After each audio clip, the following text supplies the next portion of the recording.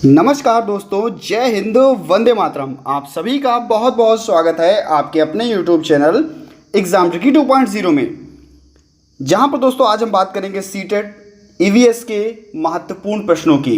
और practice set आपके चल रहे हैं। तो दोस्तों यहां पर आपका पहला प्रश्न बिना समय गंवाए हुए और आपको उत्तर देना है। कह रहा है कि सवाना अपने पिता को यातायात के लिए खनिज तेल आधारित ईंधन की बचत के लिए सुझाव देती है। सवाना कहती है अपने पिता से कि जो भी आपको यातायात को उपयोग करना है, जिस यातायात का उपयोग करना है उसमें खनिज तेल का है, उसको बचाओ, उस ईंधन को बचाने का सुझाव देती है। तो उसके पिता खुशी खुशी इसे स्वीकार कर लेते हैं और वे किन किन किन साधनों को जानने के लिए प्राथमिकता देंगे, यानी कि वो किन साधनों से जाएं या किन साधनों से जाने के लिए वो प्राथमिकता देंगे। ऐसे साधन आपको यहाँ पर चुनने हैं जहाँ पर खनिज तेल की जो बचत है वो हो सके। तो ऑप्शन है आपका कार एवं मेट्रो रेल, बस एवं मेट्रो रेल, साइकिल एवं मेट्रो रेल या मोटरसाइकिल एवं मेट्रो रेल। तो अगर हम बात करते हैं साइकिल की, अगर हम बात करते हैं मेट्रो रेल की, तो ये भैया साइकिल तो आप सभी को पता है कि फ्री का साधन, और मेट्रो रेल जो है वो आपका ईंधन से, यानी कि आपकी जो बिजली है उससे चलती है। तो यहाँ पर आपका सी ऑप्शन जो है वो बिल्कुल सही हो जाएगा। नेक्स्ट अब बात कर लेते हैं, दूसरा क्वेश्चन आपके सामने है और क्या कह रहा है, आप एक एकीकृत ईवीएस कक्षा के लिए कैसे योजना बनाएंगे। एकीकृत ईवीएस कक्षा के लिए आपको योजना बनानी है, आप कैसे योजना बनाओगे। ऑप्शंस आपके सामने, पर्यावरण विज्ञान के लिए अलग अध्यापक का प्रबंध करेंगे। अरे भैया अलग अध्यापक का प्रबंध करेंगे या नहीं, आगे हम देखते हैं। एक पाठ में 2 या 2 से अधिक विषय क्षेत्रों को मिलाएंगे, या अलग योजनाओं में सभी विषयों को अलग करेंगे, या विज्ञान और सामाजिक विज्ञान के लिए अलग अलग अध्यापकों का प्रबंधन करेंगे। तो अगर हम बात करें भैया, अलग अलग अध्यापकों का प्रबंधन नहीं करना है, अलग नहीं करना है, और अलग योजनाएं सभी विषयों के लिए यहाँ पर भी अलग नहीं बनानी है। जो 2 या 2 से अधिक पाठ हैं उनको हम एक में मिलाएंगे और तब हम योजना बनाएंगे। बी ऑप्शन जो है आपका बिल्कुल यहाँ पर सही हो जाएगा।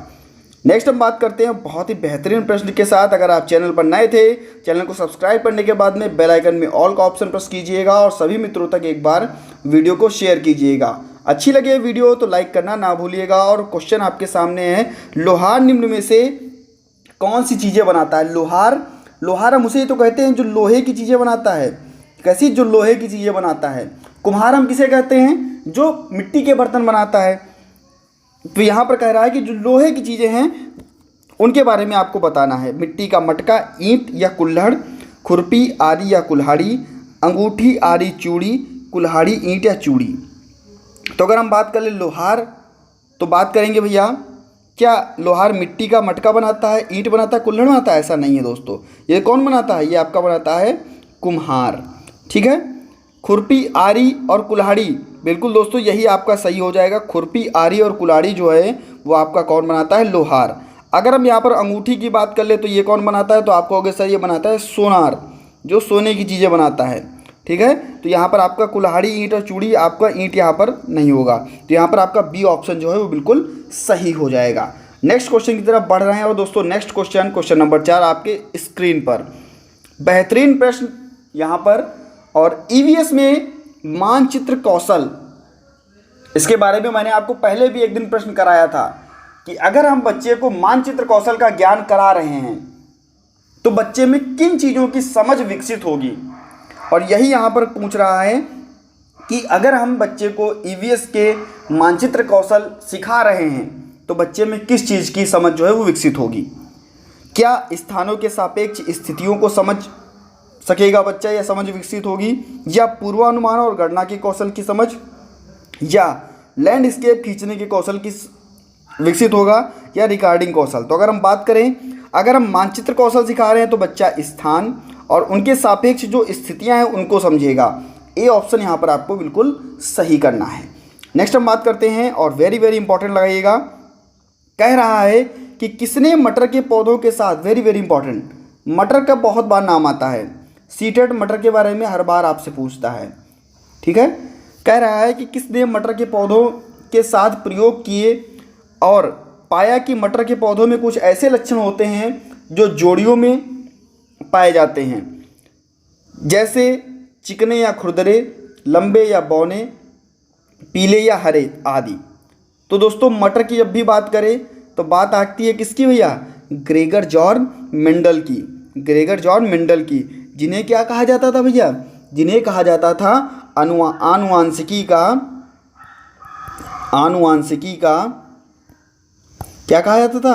पितामह। ठीक है। अगर हम बात करें डॉक्टर एम एस स्वामीनाथन की, यहाँ पर आपका सी ऑप्शन सही होगा, लेकिन बहुत बार पूछता है डॉक्टर एम एस स्वामीनाथन, तो बात होती भैया हरित क्रांति की। हरित क्रांति के जनक आपके एम एस स्वामीनाथन। नेक्स्ट हम क्वेश्चन की बात करते हैं। इससे पहले अगर आपको वीडियो अच्छी लगे प्लीज़ भैया वीडियो को लाइक करिएगा और चैनल को सब्सक्राइब करना ना भूलिएगा। पास में बेल आइकन आएगा, उसमें ऑल का ऑप्शन। कह रहा है क्वेश्चन, अपने खेत से अधिक उपज प्राप्त करने के लिए कोई किसान उर्वरकों और पीड़कनाशियों का अधिक उपयोग करता है।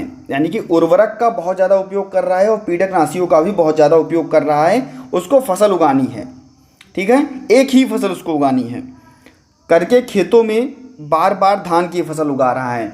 यानी कि बहुत ज़्यादा उर्वरक का उपयोग कर रहा है, बहुत ज़्यादा पीड़कनाशियों का उपयोग कर रहा है और धान की फसल उगा रहा है। तो इससे खेत की मृदा है उस पर क्या प्रभाव पड़ेगा? देखिए, केवल धान के फसलों के लिए उपयोगी बनाएगा, ऐसा दोस्तों हो सकता है या नहीं हो सकता है, देखते हैं। अगर केवल लग गया है तो वैसे भी गलत ही हो सकता है।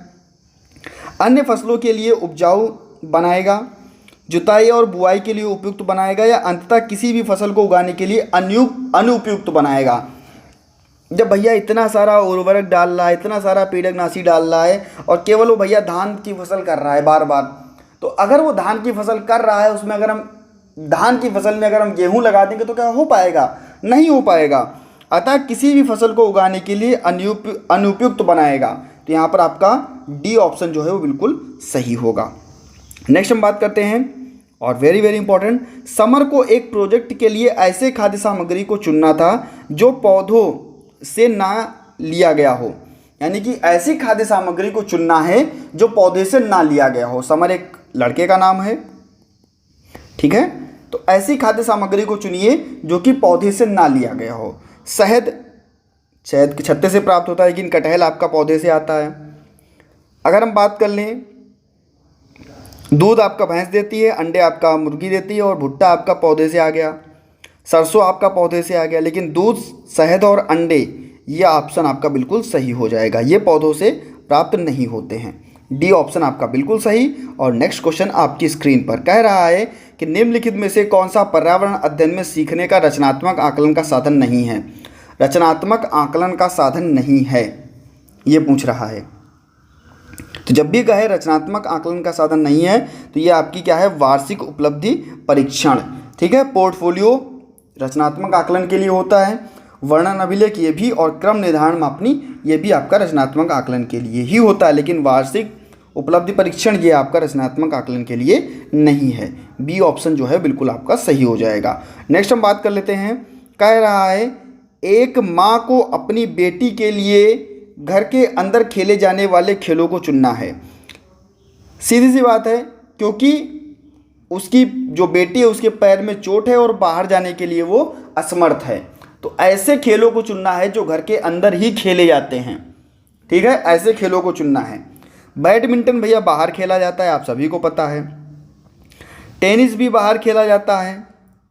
और अगर हम बात करें भैया छुपन छुपाई या स्टापू, ये सभी आपके बाहर खेला। लेकिन कैरम बोर्ड, शतरंज और ताश ये सभी आप घर की चार दीवारी में इंडोर गेम के अंतर्गत आपके आते हैं। तो यहाँ पर आपका बी ऑप्शन जो है वो बिल्कुल सही हो जाएगा। नेक्स्ट हम बात कर लेते हैं। नेक्स्ट क्वेश्चन आपकी स्क्रीन पर है और इसको हम थोड़ा छोटा कर लेते हैं जिससे आपके सारे के सारे ऑप्शन आपको दिखने लगें, ठीक है। बात करते हैं, एक कक्षा 5 की शिक्षक एक क्रियाकलाप का संचालन करती है जिसमें वह कक्षा के बच्चों से फर्श पर चीनी के कुछ दाने डालने को कहती है। भैया फर्श पर कुछ दाने जो हैं वो चीनी के डाल दीजिए। उसको चीटियाँ हैं उसको आने का इंतज़ार करने को कहती है और बच्चों से कहती है जब चींटियाँ आएँ तो उनका आप इंतज़ार कीजिए कैसे चींटियाँ आ रही हैं। बच्चों को इस क्रियाकलाप से अर्थपूर्ण सीखने को मिल सकता है यदि शिक्षक बच्चों को क्रियाकलाप का अवलोकन, अनुभव साझा और उस पर चर्चा करने को प्रेरित करती है, या बच्चों की क्रियाकलाप से संबंधित प्रश्नों को घर पर करने के लिए प्रेरित करती है, या बच्चों को क्रियाकलाप व अवलोकन करने के लिए, देखिए सब में प्रेरित कर रहा है, इसमें भी प्रेरित कर रहा है, इसमें भी, इसमें भी, इसमें भी, यानी कि सभी आपके क्या हैं, पॉजिटिव आंसर हैं। लेकिन हमको क्या सीटेट में हमको चाहिए होता है, सीटेट में हमको क्या चाहिए होता है, सबसे पॉजिटिव आंसर। क्या चाहिए होता है, सबसे पॉजिटिव आंसर। कह रहा है कि बच्चों को क्रियाकलाप, अवलोकन, अनुभव साझा और उस पर चर्चा करने के लिए प्रेरित करेगी। सबसे पॉजिटिव आंसर आपका ए हो जाएगा और ए ऑप्शन को ही हम लोग लॉक करेंगे। नेक्स्ट क्वेश्चन आपकी स्क्रीन पर है और कह रहा है निम्न में से पदार्थ पानी में घुलते हैं। कौन से पदार्थ जो हैं वो पानी में घुलते हैं? दूध, चीनी, शहद, तारपीन, नींबू का रस, पेट्रोल, आपका मिट्टी का तेल, नमक या साबुन, चीनी, सिरका या नमक। तो भैया जब भी कहे पानी में घुलने वाले तो आप कहोगे सर चीनी घुल जाती है, सिरका घुल जाता है और नमक घुल जाता है। डी ऑप्शन जो है वो बिल्कुल आपका सही हो जाएगा। नेक्स्ट क्वेश्चन आपकी स्क्रीन पर और नेक्स्ट क्वेश्चन क्या कहता है, स्मिता अपने शिक्षार्थियों को कार्य से संबंधित लैंगिक विषमता और रूढ़िवादी छवियों के प्रति संवेदनशील करना चाहती है। लैंगिक विषमता यानी कि लड़का और लड़की में अंतर करना। बहुत बार ऐसे क्वेश्चन आपके आते हैं, लैंगिक विषमता से बहुत बार क्वेश्चन आपका आता है। तो क्या कह रहा है, स्मिता को निम्नलिखित में से अपनी कक्षा में क्या करना चाहिए? स्मिता एक क्या है, स्मिता एक क्या है, शिक्षक है, ठीक है। कह रहा है एक छात्र की मां को कक्षा में आमंत्रित करें जो ऑटो चालक है, रूढ़िवादी मॉडलों को छात्रों को प्रस्तुत करें, विभिन्न प्रकार के कार्यों के फ्लैश कार्ड दिखाएं, या केवल, देखिए केवल आ गया कट गया पहले ही। अगर हम बात करें, देखिए अगर लड़के और लड़की में अंतर बताएंगे, ठीक है, उनमें जो विषमता है उसको अगर दूर करेंगे तो सबसे बढ़िया ऑप्शन आपका ए होगा। ऐसी महिला को हम कक्षा में ले आएंगे जो ऑटो चालक है। रूढ़िवादिता यही है कि ऑटो केवल पुरुष ही चला सकते हैं। यहाँ पर आपका ए ऑप्शन जो है वो बिल्कुल आपका सही हो जाएगा। नेक्स्ट हम बात करते हैं आपका नेक्स्ट क्वेश्चन आपकी स्क्रीन पर और कह रहा है कि पारंपरिक तरीके से जल संग्रहण करने के लिए सबसे उपयोगी संरचना, जो पुराने तरीके से जल संग्रहण किया जाता था, तो आपको पता है जब भी बात आती है राजस्थान की, एक राजस्थान राज्य ऐसा जहाँ पर बावड़ी का उपयोग किया जाता था और बावड़ियों में क्या जल संरक्षण किया जाता था बहुत ही बड़े पैमाने पर। बी ऑप्शन को यहाँ पर हम सही करेंगे। नेक्स्ट हम बात करते हैं और नेक्स्ट क्वेश्चन आपका है निम्न में से दी गई सूची को जो इनमें से भिन्न है, यानी कि कछुआ, घड़ियाल, कौवा, बतख और मछली में से क्या भिन्न है ये आपको बताना है। तो अगर हम बात करें भैया कछुआ, घड़ियाल, बतख और मछली ये सभी कहाँ रहते हैं? ये सभी आपके रहते हैं पानी में। लेकिन आपका जो कौवा है ये रहता है कहाँ भैया? ये रहता है आपका पेड़ पर। कहाँ रहता है? पेड़ पर रहता है और आकाश में उड़ता है। तो आपका बी ऑप्शन जो है वो बिल्कुल सही हो जाएगा। और इस वीडियो का लास्ट प्रश्न है, ज़रूर बताइएगा कि आपको वीडियो कैसी लगी। कह रहा है कि बच्चों को पर्यावरण अध्ययन को सीखने